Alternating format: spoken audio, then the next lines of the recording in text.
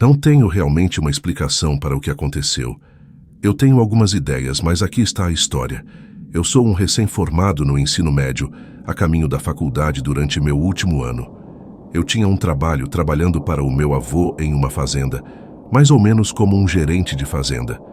Ele me dava instruções sobre o que fazer na fazenda sem estar lá, mais comumente alimentando as vacas. Era início de novembro, e nessa época, os treinos de beisebol começavam depois da escola, indo das 15h25 às 17h30. Nesse horário, o sol estava quase se pondo quando eu chegava ao trabalho e começava a me preparar. Um dia, depois de me vestir e encher os baldes para alimentar a primeira fazenda, percebi que não tinha a chave da outra fazenda. Frustrado, fui obrigado a pegar 2 baldes de cada vez e caminhar do cercado até o coxo, uma caminhada de cerca de 40 metros. Enquanto caminhava, tentava manter o ânimo e comecei a assobiar, sem um padrão ou melodia específica, apenas algo que inventei. Quando voltei e coloquei os últimos baldes na caçamba da caminhonete, ouvi algo na propriedade vizinha.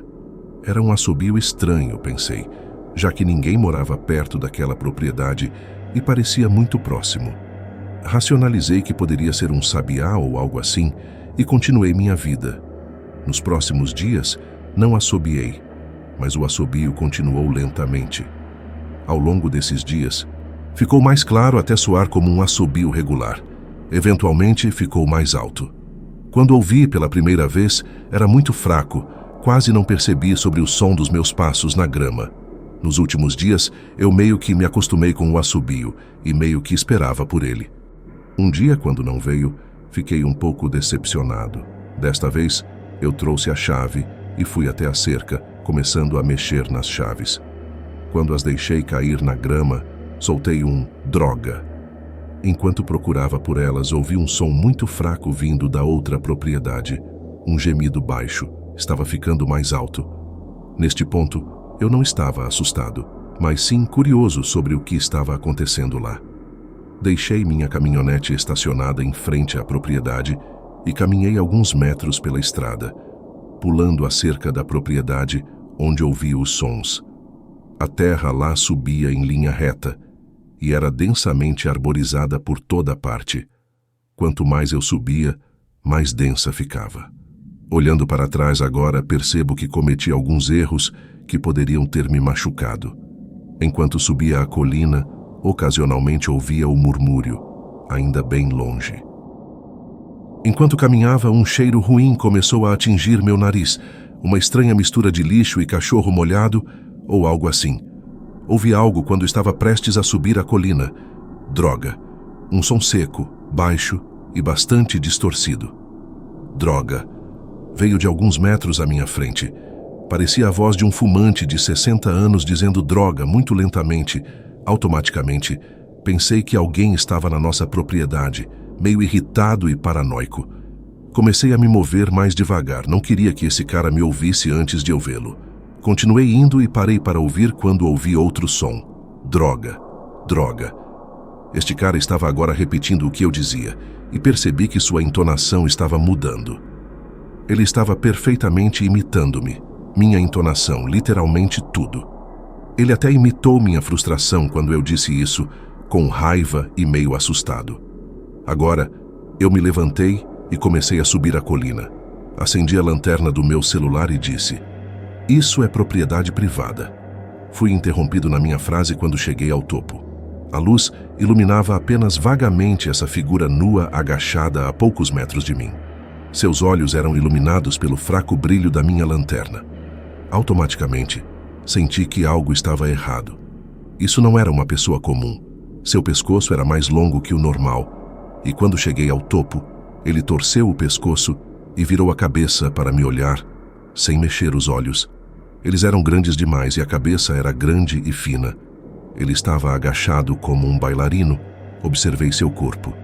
Ele era muito magro, as costelas apareciam através da pele. Houve um curto silêncio, e como um robô, o homem virou as folhas e se levantou lentamente, com as mãos ao lado do corpo. Eu estava debatendo se era mesmo uma pessoa. Era alto demais para ser uma pessoa. "Droga", disse na minha voz. Eu me virei e desci a colina. Não parecia que eu estava correndo, mas mais como se minhas pernas estivessem apenas seguindo o movimento. Eu não olhei para trás antes de chegar à cerca e, quando a pulei, entrei na minha caminhonete e saí rapidamente. Infelizmente, ainda trabalho naquela fazenda, mas nunca contei essa história a ninguém, nem mesmo ao meu avô. Só ouvi o assobio algumas vezes desde então. Não sou realmente um crente no paranormal e realmente tentei encontrar uma explicação para coisas estranhas, acreditando que isso poderia ser apenas algum esquisito morando ilegalmente. Mas realmente não sei. Meu pai me contou uma história uma vez e eu nunca vou esquecer por algumas razões. Eu acho que é a primeira história que ele me contou quando eu era criança. Também é a história de como meu avô morreu, mas honestamente, não é essa a razão pela qual você ouve histórias na TV ou às vezes ouve algo em um lugar público. As pessoas falam sobre fantasmas e alienígenas e você pensa consigo mesmo, isso não é real. Estão inventando ou estão enganados ou são loucos, algo assim. Você simplesmente não consegue acreditar até que algo aconteça. Algo que junte tudo, conecte os pontos de uma maneira que você não imaginava antes. Talvez aconteça com você, ou talvez você ouça a mesma história várias vezes, acontecendo com pessoas diferentes. Não demora muito para o mundo se tornar um pouco maior do que você pensava. Como eu disse, esta é uma história que meu pai me contou, mas eu nunca acreditei, mesmo que ele jurasse que era verdade. Não foi até eu começar a navegar na internet que comecei a acreditar. Comecei a ouvir outras histórias exatamente como a que meu pai me contou. Não demorou muito para eu acreditar no Reiki. Isso não é o que meu pai chamava, é claro. Ele nunca usou a internet na vida dele. Não saberia qual nome as pessoas deram a isso. Quando escolheu chamar de algo diferente, ele chamou de Skinwalker, de acordo com uma antiga lenda navaja que seu avô contou a ele. Mas eu vou contar a história do jeito que ele me contou. Estávamos caçando uma noite, matando coiotes para vender a pele. Vivíamos em uma fazenda leiteira em Ohio e às vezes matávamos um bezerro. Fazíamos isso todas as noites porque precisávamos do dinheiro. Às vezes, enquanto estávamos fora, encontrávamos um cervo e o matávamos. O proprietário não se importava e poderia alimentar nossa família por algumas noites e economizar algum dinheiro. Enfim, terminamos nossas rondas e estávamos indo para casa, a pé, pois não tínhamos carro ou quadriciclo naquela época. Cortávamos caminho pela floresta e foi quando nos deparamos com isso. Sangue por toda parte, respingado nas árvores, na grama, no riacho, em todo lugar. A princípio, pensamos que era um bando de coiotes, pois já tínhamos visto às vezes eles se alimentando e, em seguida, começavam a caçar cervos ou gado. O pior era quando se acasalavam com cães selvagens. Mas isso não parecia com isso. Quando um bando de cães, lobos ou coiotes ataca algo, eles fazem direito.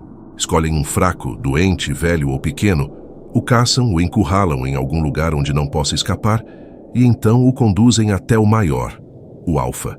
E aquele cervo nunca verá aquele alfa. Pode ouvi-lo, mas não o verá. Apenas perceberá que sua garganta se foi e então cairá morto. É rápido, é limpo. Mas isso não foi assim.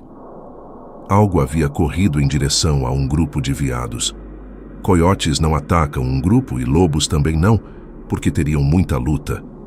Eu acho que eram três corpos completamente despedaçados. Uma cabeça aqui, uma perna lá, um torso ali. Predadores não fazem isso, não deixam sobras. O que fez isso não fez por comida, fez por diversão. Mas não sabíamos disso. Vimos um monte de carcaças e achamos que tínhamos que cuidar disso. Lembro-me de meu pai me dizendo para ir para casa. Ele achava que era um bando de cães selvagens. Mas eu não ia deixá-lo, e certamente não ia andar 2 quilômetros na floresta sozinho com nada, além de uma .22 e uma faca de bolso. Eu tinha apenas 13 anos na época, então uma .22 era basicamente a única arma que eu poderia usar com confiança. Meu pai tinha uma espingarda, e ele não ia a lugar nenhum sem ela. Levei um tempo para convencê-lo, mas finalmente começamos a rastrear o que quer que tenha feito aquilo. Não foi difícil. Apenas seguimos o sangue. Ou aquilo sangrou um veado antes de fugir, ou arrastou um por uma milha, eu não sei. Eu sei que nunca vi meu pai com medo antes daquela noite. Começamos a ouvir barulhos. Já estive em muitas florestas na minha vida, estive por todo o mundo e nunca ouvi ruídos como ouvi naquela noite. Ouvi coisas gritando, veados, raposas, coelhos, guaxinins e pássaros, todos assustados. Agora, mantenha em mente que eram cerca de 1 da manhã, exceto as raposas e alguns pássaros, nada deveria estar acordado. Mas não apenas estavam acordados, estavam se movendo. Vi bandos de pássaros naquela noite voando direto para as árvores, apenas tentando sair de lá. Nos deparamos com um bando de coiotes, quase atiramos em alguns, pensando que era o que estávamos procurando. Mas então vimos que estavam correndo em nossa direção. Correram direto por nós, nem perceberam. Então alguns veados fizeram o mesmo, e então alguns coelhos, esquilos, raposas, até mesmo alguns javalis selvagens. Essas coisas deveriam estar se alimentando umas das outras, mas a única coisa que importava para elas era sair de lá. Permita-me começar dizendo que, em geral, não sou muito supersticioso, mas tenho minhas próprias experiências que me aproximaram um pouco da crença no sobrenatural. Recentemente, aprendi sobre os Skinwalkers, e essa experiência voltou à minha mente quando descobri o que eram. Sou um escoteiro, atualmente com 14 anos. Essa experiência aconteceu cerca de 2 anos atrás, logo depois que entrei para os escoteiros. Meu grupo estava acampando em algum lugar no campo, com bosques de um lado e campos em todos os outros. O primeiro dia e noite transcorreram normalmente, brincando, cozinhando e tentando lidar com a falta de sinal. O segundo dia foi diferente. Muitos dos escoteiros saíram para uma caminhada obrigatória, então estariam fora por pelo menos 2 horas. Eu não tinha muito o que fazer, então fui até o riacho perto da floresta e me sentei. No meio dos meus arremessos de pedras sem rumo e reflexões sobre a vida, comecei a observar a floresta. Eu não esperava ver nada além de esquilos ou pássaros, mas vi um dos escoteiros que tinha saído para a caminhada. Eles não tinham passado mais de 5 minutos, então eu estava assumindo que estava fazendo uma pausa para ir ao banheiro antes da caminhada. Eu gritei, "Ei!" e acenei para ele. Eu podia dizer que ele me ouviu porque virou a cabeça na minha direção, mas quando o fez, foi um movimento muito brusco. A princípio, não achei que havia algo de errado com isso. Apenas pensei que ele estava assustado, no entanto, foi um pouco estranho que a cabeça dele se voltasse diretamente para mim. Ele não disse nada e virou-se, caminhando para dentro da floresta. E isso também não levantou suspeitas, pois eu apenas assumi que ele não queria ser visto aliviando-se. Mais tarde, naquela noite, a maioria dos escoteiros e líderes foi para suas barracas dormir. No entanto, meu amigo e eu ainda estávamos sentados em uma mesa que tínhamos montado e conversando. Foi quando vi algo andando ereto, a cerca de 100 metros de distância, no topo de uma colina. Parecia o cara que eu tinha visto anteriormente na floresta. Eu parei de falar de repente e olhei para isso, seguindo-o atentamente com os olhos para ver para onde ele iria. Meu amigo virou e olhou, mas depois disse que não viu nada. O escoteiro real estava em sua barraca. Eu o tinha visto entrar mais cedo. Deixei passar como se fosse apenas imaginação e, eventualmente, fomos dormir. Na manhã seguinte, empacotamos tudo e esperamos por nossos pais. Eu senti vontade de fazer xixi, então fui de volta perto da floresta. Depois de terminar, dei uma última olhada na floresta. Vi o garoto novamente. Ele estava olhando diretamente para mim. Seus olhos estavam vidrados e sem brilho. Ele não disse nada. Virou-se e caminhou para dentro da floresta, movendo-se como um robô. Corri imediatamente de volta para o grupo, mas não contei a ninguém. Esta é a primeira vez que conto essa história para alguém. Eu não sei o que era aquela coisa que se parecia com meu amigo, mas sei que não era humano